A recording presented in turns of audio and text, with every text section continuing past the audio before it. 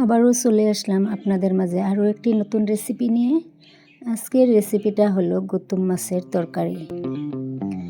গুতুম মাছ আমরা সবাই অনেক পছন্দ করে থাকি, কিন্তু এই মাছটা কিভাবে রান্না করলে অনেকটা সুস্বাদু হবে, আজকের এই ভিডিওতে সব ধরনের টিপস পেয়ে যাবেন। তাহলে ভিডিওটা স্কিপ না করে পুরো ভিডিওটা দেখতে থাকুন। তাহলে এখানে আমি বলে রাখি, যারা যেখান থেকে ভিডিওটা দেখতেছেন, যদি ভিডিওটা ভালো লাগে তাহলে লাইক, কমেন্ট আর বন্ধুদের সাথে শেয়ার করে দিবেন। আর আমার চ্যানেলে যদি নতুন হয়ে থাকেন তাহলে চ্যানেলটাকে সাবস্ক্রাইব করে দিবেন। তাহলে চলুন ভিডিওটা শুরু করা যাক। এখানে আমি 300 গ্রাম গুতুম মাছ নিয়েছি। আমি মাছগুলি খুব পরিষ্কার করে কেটে ধুয়ে নিয়েছি। তো মাছটা আমি এখন সাইডে রেখে দেব। মাছটা রান্নার জন্য আমি কি নিয়েছি আপনাদেরকে একবার দেখিয়ে নিই। এখানে আমি 3টা পেঁয়াজ কুচি করে নিয়েছি, আদা থেতু করে নিয়েছি, গোটা রসুন নিয়েছি, কাঁচা লঙ্কা নিয়েছি, আমি ফালি করে নিয়েছি, থেতু করে নিয়েছি আমি পেঁয়াজ, আর 2টা টমেটো আমি এখানে কেটে রেখেছি, আর আমি বড় সাইজের 2টা আলু কেটে রেখেছি। এগুলো দিয়ে আমি আজকে মাছটা রান্না করব। তাই আমি চুলায় একটা কড়াই বসিয়ে এখানে আমি সরিষার তেল দিয়ে দিলাম। আপনারা অবশ্যই এই মাছটা রান্নার জন্য সরিষার তেলটা ব্যবহার করতে পারেন। সরিষার তেলটা দিয়ে রান্না করলে অনেকটাই সুস্বাদু হয়। তো এখানে আমি কুচানো পেঁয়াজটা আমি দিয়ে দিলাম। তো অল্প নাড়াচাড়া দিয়ে দিব আমি পেঁয়াজটাকে।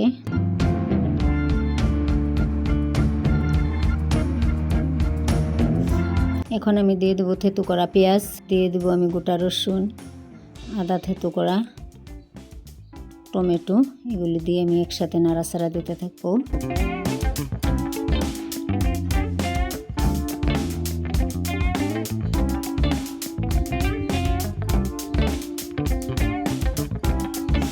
তো অনবরত আমি নাড়াচাড়া করতে থাকবো।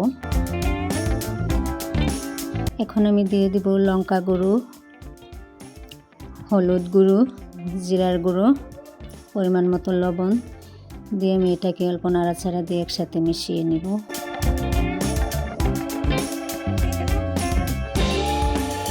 এখন আমি এখানে অল্প পরিমাণে পানি দিয়ে দিব। পানিটা দিয়ে আমি এটাকে কষিয়ে নিব। মশলাটাকে ভালোভাবে কষিয়ে নিতে হবে। কষানোর জন্য আমি এটাকে 2 মিনিটের জন্য ঢাকা দিয়ে দিব। 2 মিনিট পর আবারও ফিরে আসলাম, দেখতেই পাচ্ছেন এটা কষানো হয়ে গেছে, মশলা থেকে তেলটা ছেড়ে দিয়েছে।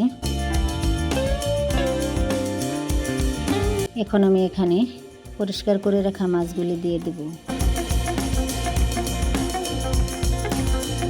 কাটা আলুটাও আমি এখানে দিয়ে দিলাম।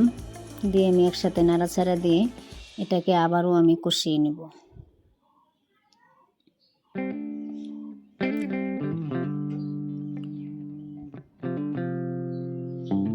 এখন আমি অল্প পরিমাণে এখানে পানি দিয়ে দেব। পানিটা দিয়ে আবারও নাড়াচাড়া দিয়ে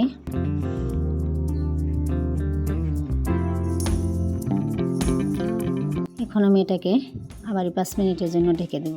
5 মিনিট পর আবারও ফিরে আসলাম। তো আমার মাছটাও কষানো হয়ে গিয়েছে, দেখতেই পাচ্ছেন।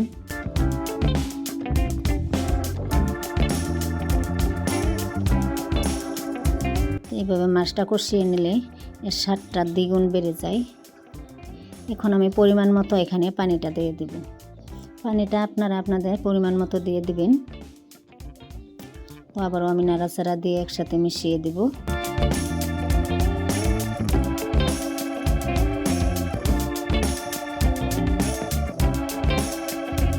এখন আমি আবারও 10 মিনিটের জন্য এটাকে ঢাকা দিয়ে দেব। 10 মিনিট পর আমি আবারও ফিরে আসলাম। দেখতেই পাচ্ছেন আমার তরকারিটা 80% কুক হয়ে গিয়েছে। তো এইভাবে নাড়াচাড়া করতে থাকবো। এখন আমি দিয়ে দেব কাঁচা লঙ্কাগুলি। তো কাঁচা লঙ্কাটা দিয়ে আমি অল্প নাড়াচাড়া দিয়ে দেব।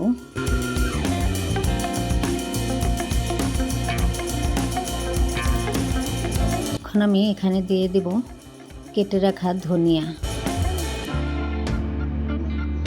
ধনিয়া পাতাটা দিলে এর ফ্লেভারটা অনেকটাই সুন্দর হয়, খেতেও খুব মজার হয়।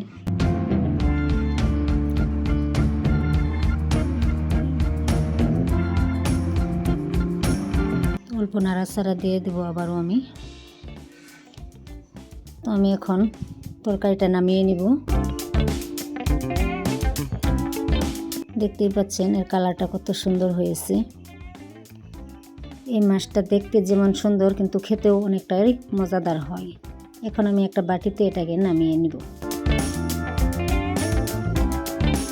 তাহলে আমি আজকের ভিডিওটা এখানেই শেষ করলাম। আবারও দেখা হবে নতুন আরও একটা ভিডিওতে। সবাই ভালো থাকুন, সুস্থ থাকুন।